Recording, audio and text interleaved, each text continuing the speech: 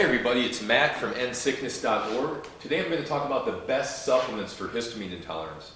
In this video I'm going to go over my histamine intolerance story, the best supplements including Magnesium Glycinate, Bifidobacterium, bovine colostrum, Propolis, chlorella, Chrysin, Apigenin, German chamomile, Japanese knotweed, and K2D3. All of these being derived from plants or natural sources being the key. And then I'm going to go over how my favorites changed over time. These weren't things that I took all together at the same time. They were all kind of went through cycles and then I didn't need them anymore. And then I'm going to summarize really the top favorites out of these so that you know what to start first or to try first. So first and foremost, my histamine intolerance story. So I was extremely sick. I was diagnosed with fibromyalgia when I was 20. I was on antibiotics for 4 or 5 years straight for my acne beforehand. Really led to a lot of health issues and stomach issues. Over time, I just got sicker and sicker, and I lost weight, lost 70, 80 pounds, had rashes all over my body, could only eat 6 different foods, couldn't go to the bathroom on my own for 2+ years, had to use enemas, severe anxiety, crippling depression, etc.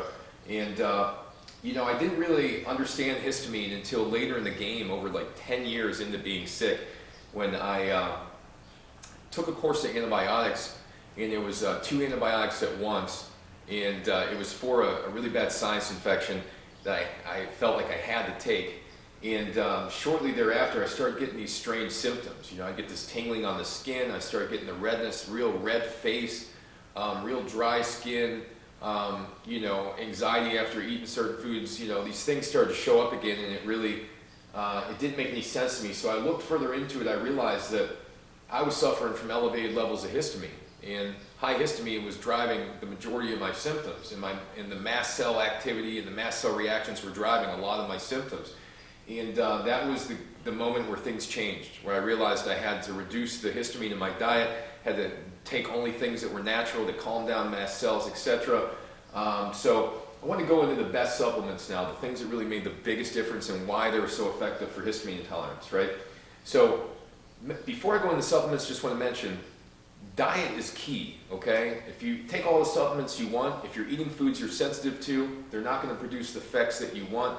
And that is something to mention before I go into anything, because all the supplements you want are not going to make the difference that you're hoping for unless you have a diet that is a good plan as well, that removes all the food irritants, you're rotating your foods, not eating the same thing every day, have limited meat intake, mostly plant-based, high fiber, etc., right?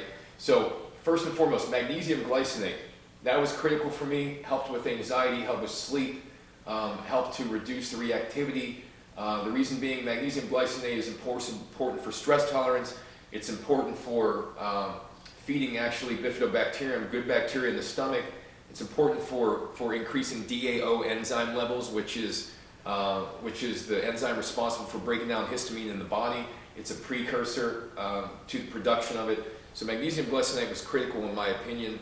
If you have low magnesium levels, it's shown to make your mast cells aggravated, and mast cells that are aggravated are secreting too much histamine. Bifidobacterium was also a very critical one. I used the product by Seeking Health called Probiota Bifido.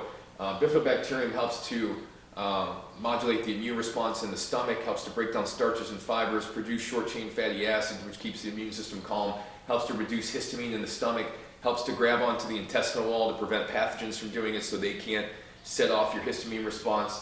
And really is just very, very important overall for just your general health, It modulates gene expression. There's a number of things it does which affects histamine and mast cells. Number 3, probably the most important, is bovine colostrum. Raw colostrum to me was absolutely critical. It calms down the immune response, it increases IgA, calms down the mast cells, fights bacterial and fungal infections, deals with a lot of opportunistic infections and secondary infections, which was the driving factor behind the histamine intolerance in the first place with these chronic infections. So raw bovine colostrum, I would say, is number 1, as I'll emphasize again. Propolis was another one. It prevents histamine release from mast cells. It is also antimicrobial, antibacterial, and has a lot of stress-reducing properties. It could keep your body from not going into a stress state even if you put stress on it.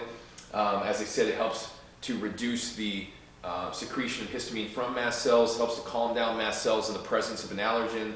Chlorella is another one. Chlorella is really helpful for detoxifying chemicals that you can't get rid of on your own. Most people who have histamine intolerance have detoxification impairment, and chlorella helps to bind to these things and get rid of them so they don't tax your immune system and reduce your antioxidant levels so dramatically. I took chlorella for 90 days at about 15 grams a day, and after 90 days my heavy metal levels were down 85–90%. So I know this stuff is legitimate, it works, it can produce a big relief in toxic overload symptoms.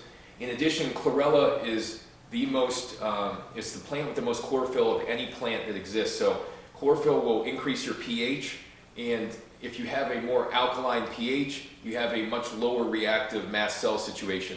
The higher your pH is, the less reactive your mast cells are. The lower the pH, the higher probability they can be reactive. Okay, Chrysin is a phytonutrient that's in passion flower, also in bee propolis. It is effective in stopping mast cell reactions in the same way that sodium cromolyn is. It actually blocks calcium uptake into the mast cell, and that prevents the mast cell from secreting histamine and having the degranulation process ensue. Chrysin was something that was very helpful. Apigenin was one. That's a main phytonutrient that's in chamomile and in some other products like parsley. Apigenin is very helpful for increasing GABA, calming down the histamine response in the brain, increasing dopamine levels naturally, and it was just helpful for relaxation, just overall taking the edge off, and calming down the body. It's also one that stays in the body for up to 3 or 4 days, so it accumulates in the body, and it is a lot of the reason it produces such profound effects. German chamomile is really helpful because it does contain apigenin. It contains other anti-allergy components, but also helps the liver and the gallbladder flush out, and that's very critical when you have histamine intolerance. Most people have liver or gallbladder impairment backup, and German chamomile can help to keep the bowels moving, help the liver and gallbladder functioning properly, help the bile being excreted properly.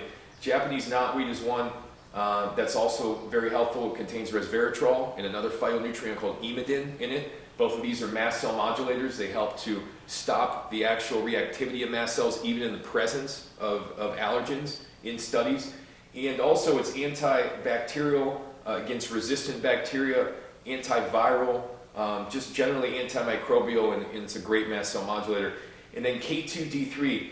K2 is important for shuttling the calcium to the bones and keeping it out of the blood. Too much calcium in the blood will lead your mast cells to be overreactive. D3 is important for keeping the stress response reduced, keeping the mast cell population reduced, reducing the IgE, creation of IgE, which is it's something in your blood that basically is tied to your overactive allergy response. IgE is a receptor, so it reduces the creation of IgE, which is critical. So all of these were absolutely critical, but my favorites changed over time. I didn't use these all at the same time, Started off with the chlorella and the bovine colostrum. I went into then the magnesium and the Bifidobacterium. Then I went into the Chrysin, the Apigenin, and then the chamomile and the knotweed, and somewhere along the way did the K2D3. But my favorites, I would say, first and foremost are bovine colostrum, Bifidobacterium, Magnesium Glycinate, bee propolis, and I would say the Chrysin or the knotweed are probably my favorites. Okay, the other ones produced profound effect. Don't get me wrong, but I wanted to list my favorites.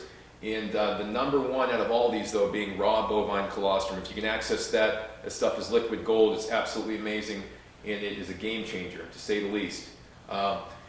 So summary of my favorites, these all were very helpful. The key points to remember is you don't want to take these things like every single day. You want to have some degree of a rotation with them.